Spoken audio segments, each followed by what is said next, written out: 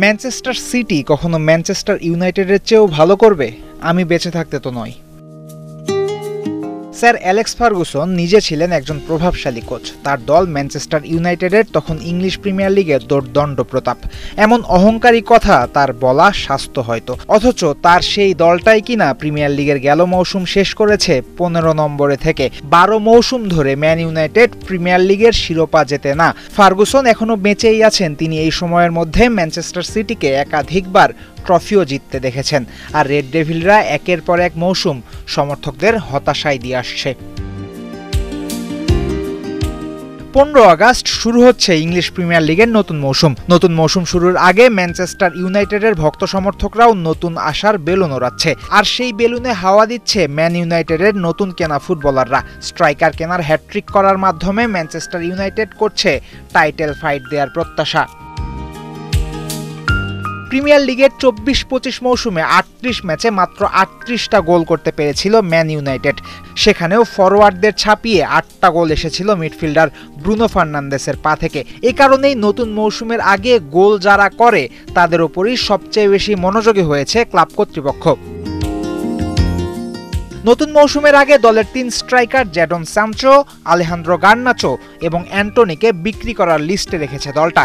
খবর আছে গেল মৌসুমে 36 ম্যাচে মাত্র 6 গোল করা গার্নাচোকে নিতে চায় চেলসি। একদিকে যখন আন্ডার পারফর্মারদের বিক্রি করতে চাইছে ম্যান ইউনাইটেড, তখন একের পর এক কিনছে গোল মেশিন। এরই মধ্যে ম্যাথিয়াস কুনহা আর ব্রায়ান এমবুয়েমোকে কিনেছে রেড ডেভিলরা।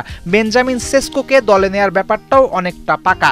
মজার ব্যাপার হলো গেল মৌসুমে সেস্কো, এমবুয়েমো এবং কুনহা মিলে করেছেন 48 গোল, যা ইউনাইটেডের পুরো মৌসুমের গোলের চেয়েও 10টা বেশি। শুধু গোল দেয়াতেই ব্যর্থতা নয়, গোল আটকানোর ব্যাপারেও সমস্যা আছে ম্যানচেস্টার ইউনাইটেডের। ক্লাবের প্রথম পছন্দের গোলকিপার আন্দ্রে ওনানাকে সরিয়ে তাই নতুন কাউকে আনতে চায় দলটা।